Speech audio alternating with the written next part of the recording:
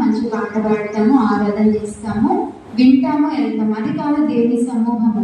దేవుని గూర్చిన పనులు చేయడం, దేవుడికి ఇష్టంగా బ్రతకడం, దేవుడికి మరి మనం ఏం అర్పించుకుంటే దేవుడికి ఇష్టం అనేది అలాంటప్పుడు మన జీవితం అలా ఉన్నప్పుడు ఆయన సమూహంలో పిలువబడిన వారుగా మనం ఉంటాము. సో అలాగ పిలువబడిన కొంతమంది భక్తులు, కొంతమంది వ్యక్తులు, కొంతమంది శిష్యులు ఎవరైతే ఎంతో భాగ్యం అంట కదా, అంత భక్తులు ఉన్నప్పుడు పరలోకానికి వెళ్తే మరి ఎంతో ధనం ఉంటదేమో కదా, అంత మంచిగా బ్రతుకుతే దేవుళ్ళో మనం ఇక్కడ ఎంత సంపాదించుకున్నాం కంటే ఎంత విశ్వాసము, ఎంత నమ్మకము ఇక్కడ మనం సంపాదించుకుంటే మనకి పరలోకంలో అక్కడ దానికి 100 అంతలుగా మనం మంగళవారం చదువుకున్నాం కదా.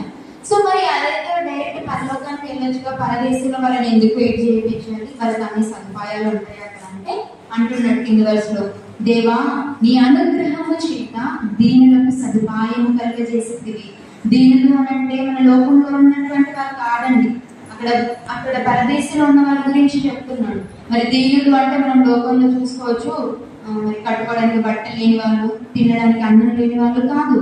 దేవునిలో మనం ఎంత లేని వాళ్ళమైనప్పటికీ గొప్ప వాళ్ళము, ఎంత ఉన్న వాళ్ళమైనప్పటికీ దీనులము, అది మాత్రం మనం గుర్తుంచుకోవాలి. మరి దేవుల్లో ఉంటే నీతి మంత్రులుగా పిలువబడతాం కదా. దీనుల దేవుడి వాక్యం సెలవిస్తుంది ఏంటి అని అంటే, మరి దీనులు అంటే తగ్గించుకున్న మనస్సు కలిగిన వాళ్ళు కదా. సో అలాంటి దీనుల కంటే సదుపాయము కలుగజేసిద్దివి ఆల్రెడీ కలుగజేస్తున్నాడు దేవుడు. పరదేశంలో వాళ్ళ ఊరికి ఏమీ లేకుండా లేరండి, వాళ్ళకి అన్ని సదుపాయాలంట. మనకి ఈరోజు మరి అంటే ఎవరిని ఉద్దేశించి కాదు కానీ కొన్ని రోజులు పని చేయకపోతే మనకి డబ్బులు ఉండవు, తినడానికి ఆహారం ఉండదు. అంతెందుకు మాదే ఎగ్జాంపుల్ తీసుకుంటే, పంట సరిగ్గా పండకపోతే నష్టం, మరి పెట్టిన పెట్టుబడికి డబ్బులు అయిపోతాయి. మన ఇంట్లో గడవాలి అంటే డబ్బులు కావాలి కదా, మరి ఇంకా జాబ్ అయితే లేదు కదా.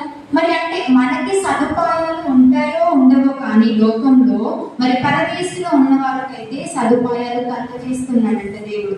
మరి ఏమి అక్కడ ఊరికి అన్ని పోగొట్టుకొని లేరండి, వాళ్ళు చాలా సౌభాగ్యంగా అక్కడ జీవిస్తున్నారు.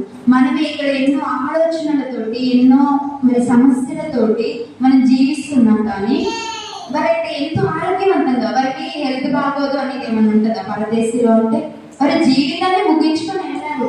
వారికి హెల్త్ బాగోలేదు, టాబ్లెట్ వేసుకోవాలి, ఇంజెక్షన్ వేసుకోవాలి, ఇన్ని లక్షల ఆపరేషన్ చేయించుకోవాలి అనేది ఏమైనా ఉందా? లేదు. ప్రతి ఒక్క సదుపాయం నీకు ఆరాధించినంత ఇది, ఇంకా నీకు బ్రతికే అంత దినములు, ఎన్నో దినములు. వాళ్ళకి ఇంకా ఏమీ లేదు. ఒకవేళ మంచి వాటిగా పిలువబడితే పరలోకానికి వెళ్తారు, లేదంటే నరకానికి వెళ్తారు.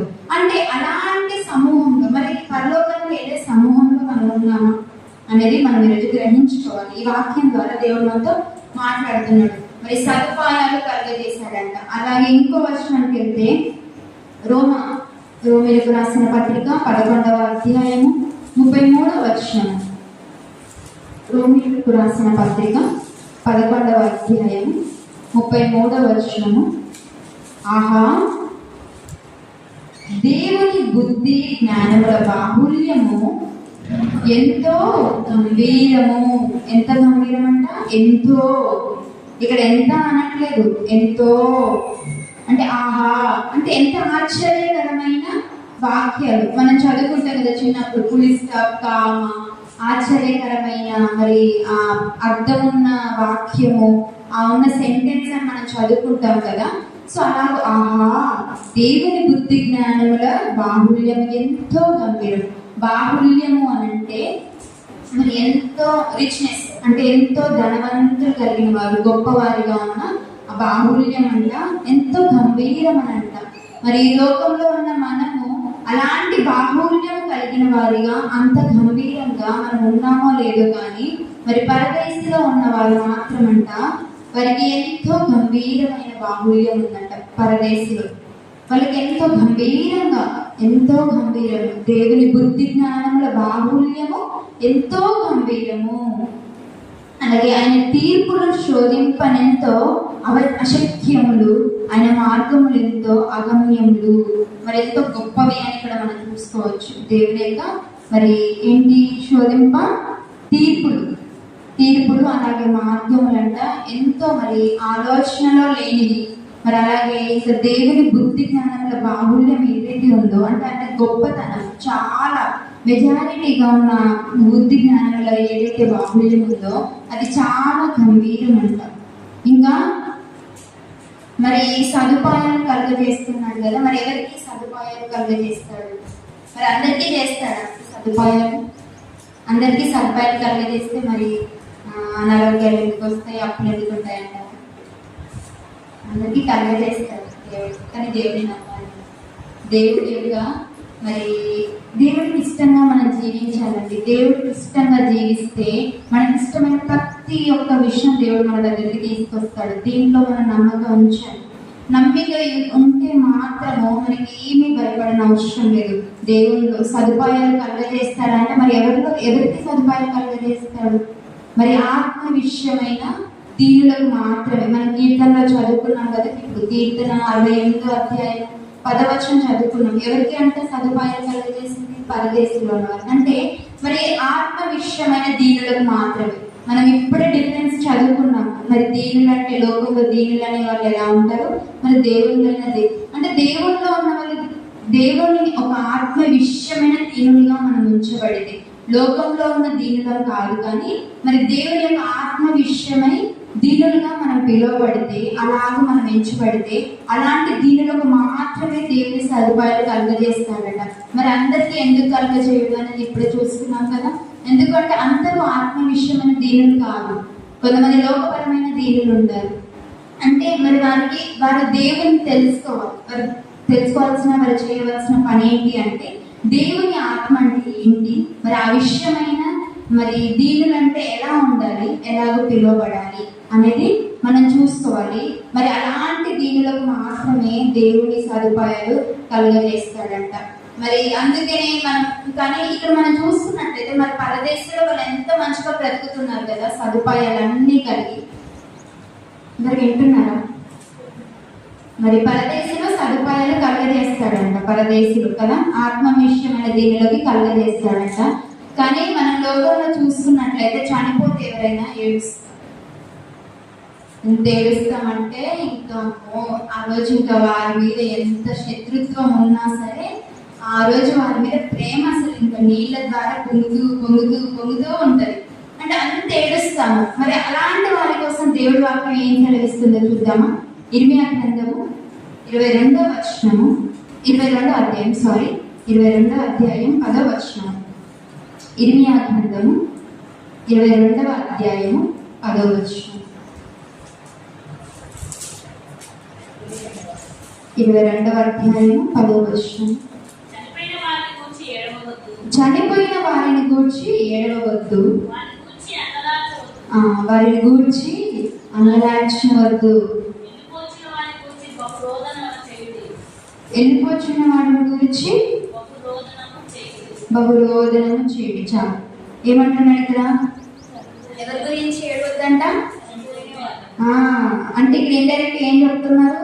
ఫస్ట్ నీ గురించి నువ్వు ఏడుగు, దేవుడిలో ఎదగాలని నీ గురించి నువ్వు ఏడు. భూమి అంటే మనము ఈ భూమి మీద బ్రతికినంత కాలము నీకోసం నువ్వు ఏడు. చనిపోయిన వారిని గురించి ఏడుస్తే ఏమొస్తుంది? నువ్వు ఏడ్చినంత మాత్రాన మరి జీవితం ఇప్పుడు సత్యంలో నడిపింపబడి మళ్ళీ లేచి వెళ్ళలేదు కదా, వారు మరణించారు. వారి జీవితం అందరికీ అంతే. వారిని గూర్చి మనం ఏడవవద్దు, వారిని గూర్చి అంగలార్చవద్దు.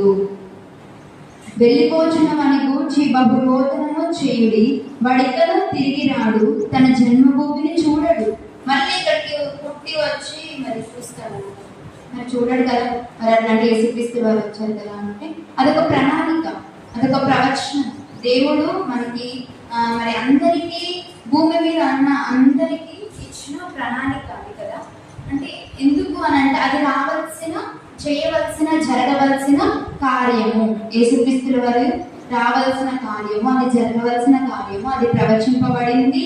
మరి అతని కుమారుని మన కోసమే మరి పుట్టించిండు కనుక అతనికి మరి 3వ రోజున మళ్ళీ లేచే పునరుద్ధానం అనేది ఒకటి నిర్ణయించబడింది. లేచాడు, మళ్ళీ తండ్రి దగ్గరికి వెళ్ళాడు.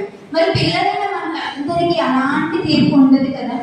పిల్లలైన మనకి ఏమి ఇచ్చాడు దేవుడు అంటే సర్వలోకములకు వెళ్ళండి, బ్రతకండి, దేవుని యొక్క సువార్తను ప్రకటించండి, నా పని చెయ్యండి, నాకు ఇష్టంగా జీవించండి, తిరిగి నా దగ్గరికి రండి. దేవుడికున్న ప్రణాళిక. మరి ఈ మధ్యలో ఇంకా మీకోసం మీరు జీవించండి ఇదంతా ఏమవుతా ఇంకా అంటే, దేవుడి కోసం మనం జీవిస్తే దేవుడు మనకు అన్ని ఇస్తాడు, ఖచ్చితంగా ఇస్తాడు. ఇది నమ్మకం పెట్టుకోవాలి. దేవుడి కోసం మనం జీవిస్తే ఇస్తాడు. మరి అదే ఒక ఇచ్చాడు అనే నమ్మకం మనలో ఉన్నప్పుడు దేవుని గురించి మనం ఇక్కడ ఏడవాలండి.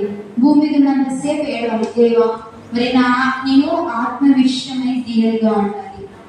మరి అలాంటి వారికి మాత్రమే సదుపాయాలు కలుగజేస్తున్నారు అనే వాక్యం సెలవిస్తుంది కదా. మరి అలాంటి దీనత్వం నాకు కావాలి అని ఏడవాలి మనం రోజు మన ప్రార్థనలో. మరి ఆత్మ విషయమైన కార్యములు మన జీవితంలో ఉండాలి. లోకంలో ఉంటున్నాం కనుక తప్పులు చేస్తాము, సహజం.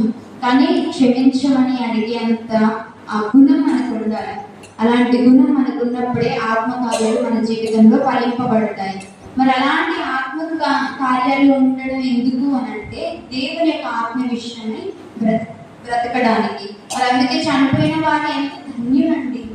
మరి జీవితాన్ని మంచిగా పూర్తి చేసుకొని ఈ లోకం యొక్క బాధలన్నింటికి దూరంగా వెళ్ళిపోయారు. మనం మాత్రమే ఈ బాధల చుట్టూ జీవిస్తున్నాం. అలాంటి వారి గురించి మీరు ఏడకండి. మన జీవితం గురించి మనం ఏడవాలి, మన కుటుంబం కోసం మనం ఏడవాలి, మన ఇంకా చుట్టుపక్కల వాళ్ళ కోసం మనం ఏడవాలి. అది మనతో దేవుడు మాట్లాడుతున్నాడు. అలాగే రోమా పత్రిక 14వ అధ్యాయం 7-8 వచనం. మనలో ఎవడును తన కోసమే బ్రతకడు.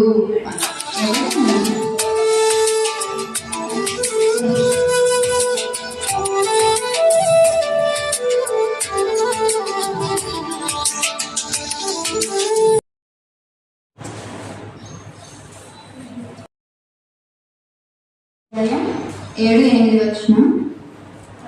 మనలో ఎవడును తన కోసమే బ్రతుకడు, ఎవడును తన కోసమే చనిపోడు. మనము బ్రతికినను ప్రభు కోసమే బ్రతుకుచున్నాము, చనిపోయినను ప్రభు కోసమే చనిపోచున్నాము. కాబట్టి మనము బ్రతికినను చనిపోయినను ప్రభు వారమై ఉన్నాము. ఎంత గొప్ప వాక్యం కదండి. ఇంకా ఇది తెలుసుకోనైనా మన జీవితాన్ని మార్చుకోవాలి. మన కోసం మనం బ్రతకడం కాదంట, మన కోసం మనం చనిపోవడం కాదంట. మనం ఎవరి కోసమై ఉన్నామంట? మనము బ్రతికినను ప్రభు కోసమే బ్రతుకుచున్నాము, చనిపోయినను ప్రభు కోసమే చనిపోచున్నామంట. అంటే ఈరోజు అనుకుంటాం మనం, ఏదో నా జీవితం నాది, నా సంతోషం నాది, నేను ఈ లోకానికి వచ్చాను, నాకు తినాలనిపించింది తింటాను, తిరగాలనిపించినప్పుడు తిరుగుతాను, ఎంజాయ్ చేయాలనిపించినప్పుడు ఎంజాయ్ చేస్తాను, వెళ్తాను. నా జీవితం నాదండి. ఎవరి కోసం నేను ఎందుకు మార్చుకోవాలి, ఎవరి కోసం నేను ఎందుకు జీవించాలి అని ఎంతో ఇదిగా మనం ప్రవర్తిస్తూ ఉంటాం. కానీ ఇక్కడ దేవుని యొక్క వాక్యము ఎంత గొప్పగా సెలవిస్తుందంటే, చాలా మంది వారి జీవితాలను మార్చుకోవడానికి ఒక గొప్ప వచనంగా దేవుడు వారితో మాట్లాడుతున్నాడు. ఎంతో మంది వారి జీవితాలను మార్చుకోవాలనే ఆలోచన ఉంది అంటే ఈ యొక్క వచనం ద్వారా దేవుడు మాట్లాడుతున్నాడు. ఏంటి? మనము మన కోసము బ్రతకమంటండి. ఎవరి కోసం బ్రతకరు, కానీ మనం లోకంలో చూసుకున్నట్టయితే బ్రతుకుతాం. మన కుటుంబము పిల్లల కోసము, పిల్లలు తల్లిదండ్రుల కోసము, ఆ పిల్లలు వాళ్ళ పిల్లల కోసము, వాళ్ళ సొంత కార్యాల కోసము బ్రతుకుతుంటాం కదా. అవును, పిల్లలు అనిపించినప్పుడు, దేవుడికి ఒక కుటుంబాన్ని ఇచ్చినప్పుడు వారి కోసం బ్రతకాలి, తప్పు కాదు. కానీ 8వ వచనంలో ఏం మాట్లాడుతున్నాడు? ప్రభు కోసమే చనిపోయిన అంటే మన కుటుంబం గురించి మనం మారడమే కాదు, మన కుటుంబం కూడా మారాలన్నట్లయితే ఏమంటారు? ఒక గొప్ప మాట. ఎంత గొప్పగా జీవిస్తారంటే, మరి బ్రతుక క్రీస్తు, చావైతే మేలు. అంటే చావును ఎంత మేలుకరంగా తన జీవితంలో ఒప్పుకున్నాడంటే, మనం చనిపోవడానికి రెడీగా ఉంటామా? లేదు. నాకు నెక్స్ట్ మంత్లో ఒక చేయవలసిన పని ఉంది, అది పూర్తి చేస్తాను. పలానా తేదీ నన్ను కలుస్తారా అని ఎవరైనా అడిగితే బిజీ ఉన్న వాళ్ళు, లేదండి ఆ రోజు వచ్చిన పని ఉంది, మీరు ఇంకో రోజు చెప్తారా అని అనుకుంటాను. మరి పౌలు గారు ఎంత గొప్పగా చెప్పారండి. మరి అతను ఒక మత సాక్షి కదా. మరి ఎంత సౌలుగా జీవించినప్పుడు అతని జీవిత చరిత్ర మనందరికీ తెలుసు. అందరిని చంపేసి మరి అందరినీ సజీవుగానే ఉన్నప్పుడునే వాళ్ళని చంపివేసి ఎంత హింసించాడు. దేవుడి పిల్లలని చెప్పుకుంటేనే అంత చేసిన వాడు మరి నమ్మవాడు ధన్యం. మరి వాళ్ళు చూసి నమ్మారా చూడకుంటే నమ్మారా అని అంటే వారికి తెలుసు జీవిత చరిత్ర యేసుక్రీస్తుల వారు మన కోసమని మరణించారు. అదే ఒక వాక్యం తప్ప ఈ గ్రంథం అంతా లేదండి. వాళ్ళకి ఆ రోజు ప్రకటించడానికి లేదు. మనకు మాత్రమే దొరికిన ఒక గొప్ప మరి అవకాశము, ఒక గొప్ప ఇది అని మనం చెప్పుకోవచ్చు. వారికి ఆ రోజు గ్రంథం అంతా లేదు. నీ కుటుంబం గురించి, నా కుటుంబం గురించి మాట్లాడే గ్రంథము, మన జీవితాలు అన్నిటికీ కనెక్ట్ అయ్యే ఒక విషయాలు ఈ రోజు మనం చెప్పుకుంటాం కదా ఎన్నో అంశాల ద్వారా. మరి వారికి అన్ని అంశాల ద్వారా మాట్లాడేంత జ్ఞానం వారికి ఆ రోజు లేదు. అంటే దేవుడు వారికి ఆత్మ ద్వారా ఏవైతే మాట్లాడిన మాటలు ఉన్నాయో అవి మాత్రమే ప్రకటించాలి. వారు వెళ్ళి ప్రతి ఒక్క దేశానికి పౌలు శీల గారు కలిసి ఎన్ని ప్రదేశాలకు వెళ్ళారో మనం అపోస్తలుల కార్యంలో చూసుకోవచ్చు. వారి గొప్ప జీవితం ఉంటుంది అపోస్తలుల కార్యంలో. మరి అంటే అసలు అలాంటి చావును కోరుకున్నాడు అంటే అతని జీవితం అప్ టు డేట్ ఎంత నీతిగా ఎంత యథార్థంగా జీవిస్తున్నా అనే నమ్మకం ఉంటే ఆ మాట అంటాడు. ఈరోజు మనం అంటే ఆమె చావైతే మేలు అని. ఎందుకు అంటే ఆ టైం వరకు మనం ఏ తప్పులో పడతామో మనకు తెలియదు. కానీ అతను ఎంత యథార్థంగా చావు ఎప్పుడు రాని అప్పటివరకు నేను ఖచ్చితంగా యథార్థంగా ఉంటానని నమ్మకం ఉంటేనే కదా ఆ మాట అంటారు. అంటే అంత నమ్మకం అతని జీవితంలో ఉంది. మరి మన జీవితంలో ఉందా చూసుకోవాలి. అది దేవుడు మనతో మాట్లాడుతున్నాడు. మనలో ఎప్పుడు తన కోసం బ్రతకడండి. ఎవ్వరూ బ్రతకరు. ఎవడును తన కోసమే చనిపోడు. మన కోసం మనం చనిపోతాం అంటే ఏదో ఒక ఈ రోజు అంటే ఏదో ఒక నొప్పి, ఏదో ఒకటి అనారోగ్యం కలిగి చనిపోతున్నాం. కానీ మరి చనిపోయే ఒక విషయం వస్తే మరి తల్లిదండ్రులుగా ఉంటే మాత్రం వాళ్ళ పిల్లల గురించి ఎంత ఆలోచిస్తారు. సరే నాన్న ఇంకా నేను ఒకవేళ నాకు రోజు దగ్గర పడితే ఇది నీకు అని ఎంత అప్పగించి వారికి ఉన్నది వారికి కలుగజేసి వెళ్తారు కదా. వాళ్ళ కోసం వాళ్ళని చనిపోయి తీసుకెళ్తారు. ఏమీ లేదు. కానీ మన కుటుంబం కోసం జీవించాలి. కానీ మరి ముఖ్యంగా మన ప్రభు కోసమని బ్రతికిన వారు, ప్రభు కోసం చనిపోయే వారి లాగా ఉన్నాము. మరి అలాంటి జీవితము మనలో ఉండాలి. మనం అనుకోవాలి దేవా బ్రతికినా మీ నిమిత్తమే చనిపోతున్నా, మీకోసం చనిపోతున్నా, లేదంటే బ్రతుకుతున్నా అంటే మీకోసమే బ్రతుకుతున్నా. అలాంటి సాక్ష్యం కలిగిన జీవితం మనలో ఉండాలి. అలాగే మనం ముందుకు వెళ్ళినట్లయితే ప్రకటన గ్రంథము మరి పరదేశంలో చనిపోయిన వారికి మరి ఉన్న వారికి దేవుడు ఏమి ఇస్తాడు? మరి సదుపాయాలు, సమృద్ధి అని ఏదో చదువుకుంటున్న మరి కీర్తనలో అసలు ఏమి ఇస్తాడు అనేది మనం ప్రకటన గ్రంథంలో చూసుకున్నట్లయితే ప్రకటన గ్రంథము 2వ అధ్యాయము 7వ వచనం.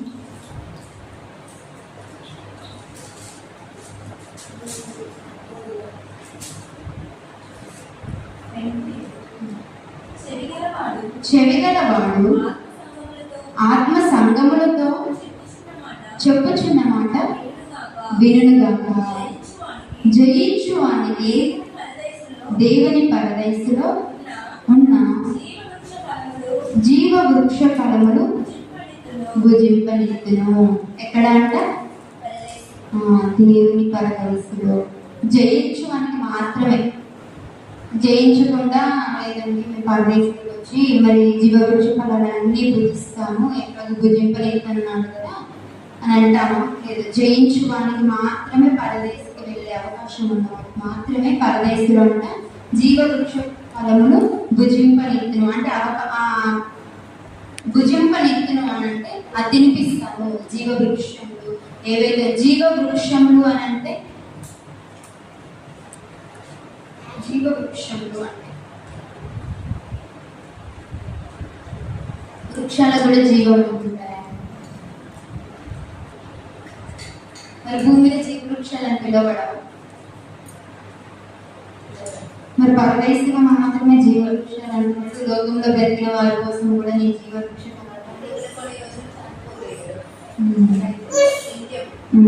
అక్కడ జీవవృక్ష జీవితాంతం వాటి జీవితకాలం అంతయు ఆ వృక్ష ఫలాలంతా జీవిస్తా ఉంటాయంటే ఎప్పటికీ తరిగిపోవడం, రాలిపోవడం, ఎండిపోవడం ఇదేది లేదు. అంటే ఇక్కడ జీవవృక్ష ఫలాలు అని అంటే అంత గొప్ప దీవెన, అంత గొప్ప దీవెన మన జీవితంలో ఇస్తాడు దేవుడు అని మనం చూస్తాం. అదే ప్రకటన గ్రంథము 14వ అధ్యాయము 13వ వచనం.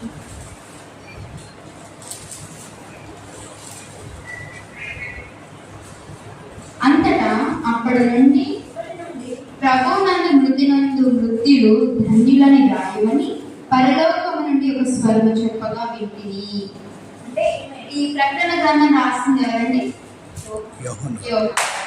మరి యోహాను గారికి అప్పుడు వాక్యం తెలుసా, దేవుని చూసారా, దేవుడు అంటే అతనికి మరి మనం ప్రకటన మొదటి నుంచి చూసుకుంటే కొన్ని స్వరాలు వినిపిస్తున్నాయంట, కొన్ని శబ్దాలు వినిపించడం.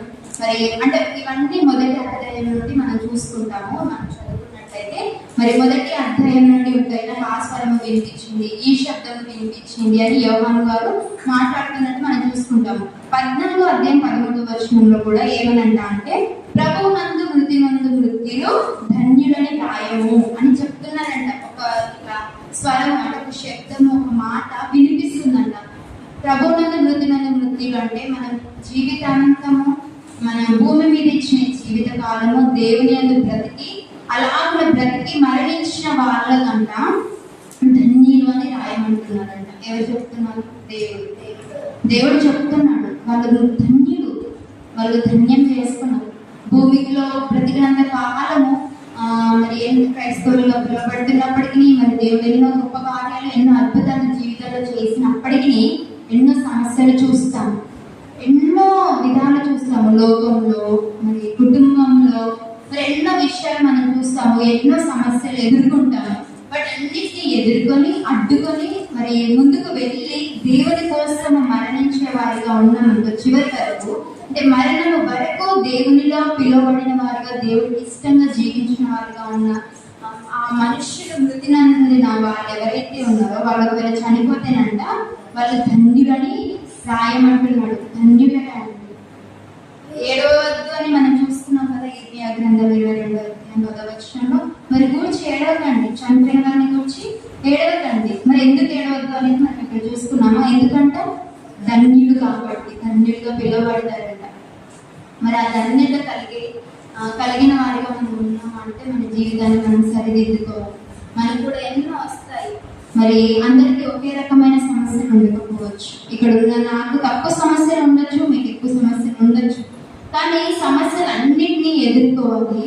మరి లోకపరంగా మనం జీవించవద్దు. దేవుడు మనకి వాక్యం రోజు సెలవిస్తుంది.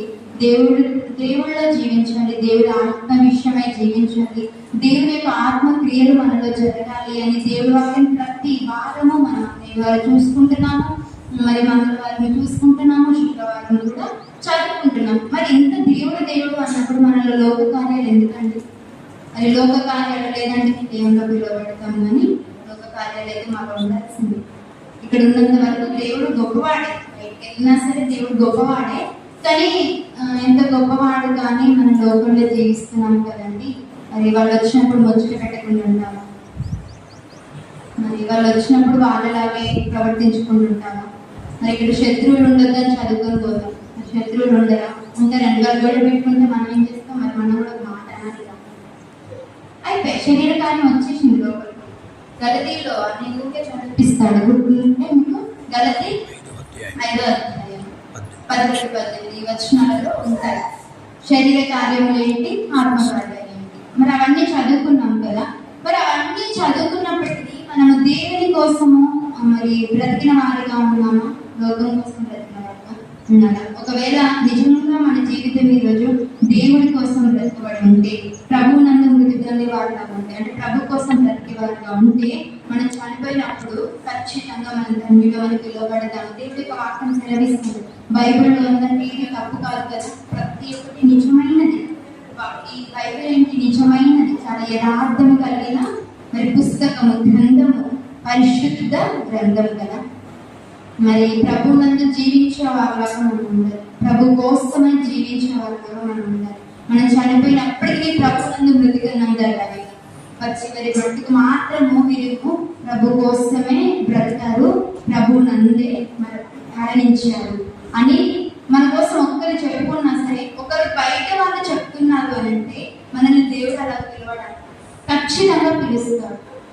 మనం అనుకుంటాం కదా, లోకంలో ఎవరేమంటున్నా సరే దేవుడు మనల్ని గొప్పగా ఎంచుకోవాలి, దేవుని ఎంత మనం ఎంచుకోవాలి, దేవుడు మనల్ని గొప్పగా పిలవాలి అనుకుంటాం. అంటే అదే బయట వాళ్ళు మనకు అంత సాక్ష్యం పలుకుతున్నారంటే దేవుడు మన నీతిని చూడడం, మన బ్రతుకును చూడడం. మరి అలాగూ ప్రభునందు బ్రతికిన వారిగా మనం ఉండి, అలాగూ ప్రభు కోసం మరణించే వారిగా మనం ఉంటే మరి ధన్యులం. ఈ జీవితం ఇంత మట్టుకి, కొంత మట్టుకి మరి అపోస్తలుల కార్యంలో ఉంటుంది. అల్పమైన వాటిని గురించి మీరు ఆలోచించకండి, పైవంట ఎప్పటికీ నిత్య జీవము కలిగిన వాటిగా ఉన్నాయి కాబట్టి వాటి కోసము జీవించండి అని. మరి అలాగ జీవించే వారిగా మనం అందరము ఉండాలి. అంటే వారి తమ ప్రయాసము మాని విశ్రాంతి పొందుదురు. వారి యొక్క ప్రయాసం ఏదైతే ఉందో 13వ వచనమే కింద ఉంటుంది కదా, వారు తమ ప్రయాసములు మాని విశ్రాంతి పొందుదురు, వారి క్రియలు వారి వెంట పోవునని ఆత్మ చెప్పుచున్నాడు. వారికి అక్కడ ఏముంటుందంటే పరదేశంలో వీళ్ళు ధన్యులుగా పిలువబడతారంట. వారికి ఏమైనా ప్రయాసం, ఈరోజు మనం ఎన్నో విషయాలు ఎందుకు ప్రయాసపడతాం. నా ఏజ్లో ఉన్న వాళ్ళైతే చదువు గురించి, జాబ్ గురించి, మరి ఇంకా లైఫ్ లో ఏదో చేయాలి, ఏదో ఉండాలి అనే వాటి గురించి ప్రయాసం. మరి కుటుంబం అయితే ఇల్లు మంచిగా గడవాలి, నా పిల్లలు బాగుండాలి, నా పిల్లల భవిష్యత్తు బాగుండాలి, నాకు మంచి ఆరోగ్యం ఉండాలనే ప్రయాసం. మరి వృద్ధులు కూడా మనకి వృద్ధాప్యానికి వచ్చాం కాబట్టి మా ఆరోగ్యం బాగుండాలి అనే ఒక ప్రయాసం. భూమి మీద ఉన్నంత కాలము పుట్టినవాడు మొదలుకొని మరణించేవాడు వరకు, వృద్ధాప్యం ఉన్నంత వరకు ప్రతి ఒక్కరికి ప్రయాసం. చిన్న వాళ్ళకి, పుట్టిన వాళ్ళకి ప్రయాసం ఉంటుంది. వాళ్ళు చెప్పలేరు కానీ వాళ్ళకి ఎందుకు ప్రయాసం ఉండదు, ఏడవడమే వాళ్ళ ప్రయాసం. చిన్నప్పుడు వాళ్ళు మాట్లాడలేరు కాబట్టి వాళ్ళ ప్రయాసం ఏంటి? ఏడుపు. మనం ప్రయాసం ఎంచబడదు. ఎందుకు? వారు ఏడుపు పాల కోసము, ఆకలి కోసము, లేదా నొప్పి, వారు చెప్పుకోలేరు. అలాంటి ప్రయాసం మరి పుట్టిన వల్ల కూడా ఉంది కదా. అంటే లోకంలో పుట్టిన వారు మొదలుకొని ప్రయాస పడుతున్నారు, కానీ మరి పరదేశంలో ఉన్నవారు మాత్రం అంట మరి ప్రయాసాన్ని విడిచిపెట్టి అంట, ప్రయాసాన్ని మానేస్తారు. ప్రయాసం అనేది ఉండకుండా మంచిగా విశ్రాంతి, ఎంత పీస్ఫుల్ గా జీవిస్తారంట.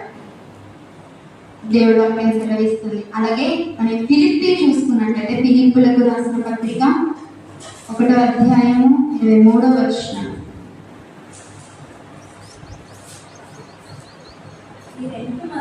ఈ రెండి మధ్యను ఇరుకొనబడి ఉన్నాను, నేను వెడలిపోయి క్రీస్తుతో కూడా ఉండేవానని నాకు ఆశ ఉన్నది, అది నాకు మరి మేలు.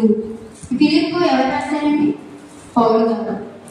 మరి బ్రతుకున్న క్రీస్తే చావైతే లాభం అన్న పౌలు గారే ఇంకొక మాట ఎంత గొప్పగా మాట్లాడుతున్నాడు తెలుసా? ఏమనంట, అసలు నేను ఇక్కడ ఈ రెండింటి మధ్యలో ఇరుకబడి ఉన్నాను, నాకు ఎంతో బాధ అనిపిస్తుంది, అసలు నేను దీన్నంతటినీ వదిలిపోయి క్రీస్తుతో ఉంటే బాగుండు, క్రీస్తుతో ఉంటే బాగుండు, నేను వెడలిపోయి క్రీస్తుతో కూడా ఉండే వలన నాకు ఆశ ఉంది. అతను ఆశపడుతున్నాడట ఈ లోకాన్ని విడిచిపెట్టాలి. మరి ఎంతో గొప్పగా జీవిస్తున్నాడు, ఎంతో భక్తి కలిగిన వాడు పౌలు. అయినప్పటికీ పౌలు గారు ఏమంటున్నారు? నేను వెడలిపోయి, ఎందుకు అనంటే ఈ రెండింటి మధ్యను ఇరుకబడి ఉన్నాను. ఏ రెండు మధ్యను? ఇటు స్వార్థ విషయము, ఇటు లోకపరమైన విషయం ఇరుకబడి ఉన్నాడట. రెండింటి ఇరుకబడి ఉన్నాడు అంటే అతను కొన్ని ఫేస్ చేస్తున్నాడు. మరి పౌలు గారి జీవితం అయితే మరి దేవుళ్ళలోకి వచ్చాక అతను ఎంతైతే హింసించాడో మరి ఎన్నో హింసలు అతను కూడా పొందాడు.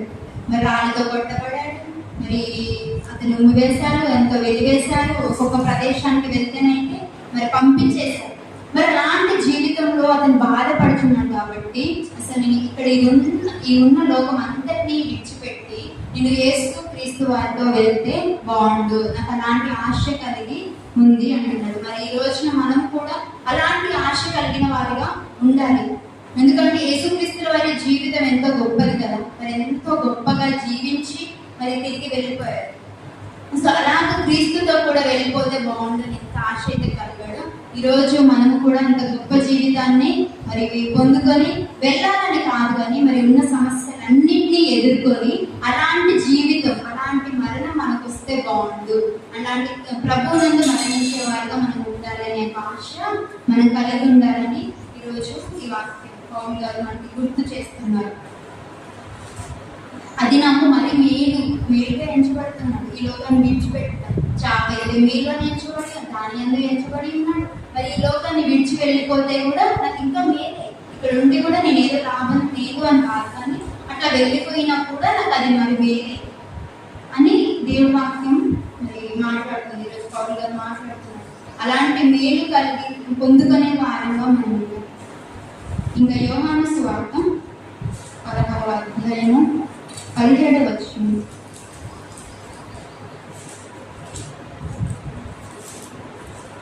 యోహాను సువార్త. కాబట్టి ఆయన శిష్యులను కొందరు కొంచెము కాలమైన తర్వాత మీరు ఇక నన్ను చూడరు, మరి కొంచెము కాలమునకు నన్ను చూచెదరు అని చెప్పారు. ఎంతంటే కొంచెము కాలమైన తర్వాత మీరు ఇక నన్ను చూడరంట. అంటే పరదేశంలో ఉన్నవాళ్ళు, లోకంలో ఉన్నవారు కంటే వారు మరణించినప్పుడు కొంచెము కాలమైన తర్వాత నన్ను చూడరు, మరి కొంచెము కాలమునకు నన్ను చూచెదరు. మరి పరదేశంలో ఉన్నప్పుడు వాళ్ళు చూస్తారా దేవుడిని? చూడలేదు కదా. పరలోకానికి వెళ్ళినప్పుడు మరి చూస్తామా అంటే మరి ఆయన అగ్ని జ్వాలలు వంటి వాడు కదా, ఆయన చూస్తామా అంటే మరి ఒక ఆత్మ కలిగిన వారిగా ఉంటాము, మరి అతన్ని అక్కడికి చేర్చబడతాము. అది ఈరోజు మాట్లాడుతుంది. కొంత కాలమైన తర్వాత మీరు నన్ను చూడరు, ఇక మీరు కొంచెం కాలం అయ్యాక నన్ను చూడరు. ఈ లోకంలో ఉన్న తర్వాత మీరు చూడరు, మరి కొంచెం కాలంలో నన్ను చూచెదరు. నేను తండ్రి యొద్దకు వెళ్ళుచున్నానని ఆయన మనతో చెప్పుచున్న మాట ఏమిటని ఒకరితో ఒకరు చెప్పుకొనిరి. ఇక్కడ ఎవరు మాట్లాడుతున్నారు?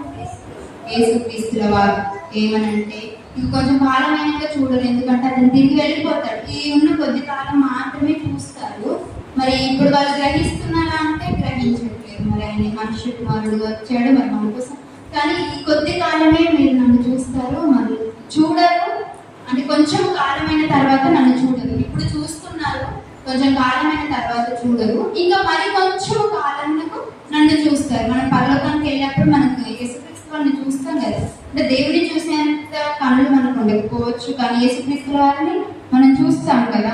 సో అక్కడ యేసుక్రీస్తు వారు మాట్లాడుతున్నారు. అంటే మరి అక్కడ ఆయన ఉన్నప్పుడు మనం ఆయన వారు ఏరిగా తెలుసుకోలేదు. మనము ఇప్పుడు తెలుసుకుంటున్నామంటే మనకి ఇంత గొప్ప పరిశుద్ధ గ్రంథము రాయించబడి మన చేతిలో ఉంది కాబట్టి మరి ఎంతోగానో మనం నమ్ముచున్నాం కనుక మరి చూస్తున్నాము, తెలుసుకుంటున్నాము, మరి జీవిస్తున్నాము దేవుడికి ఇష్టంగా కదా.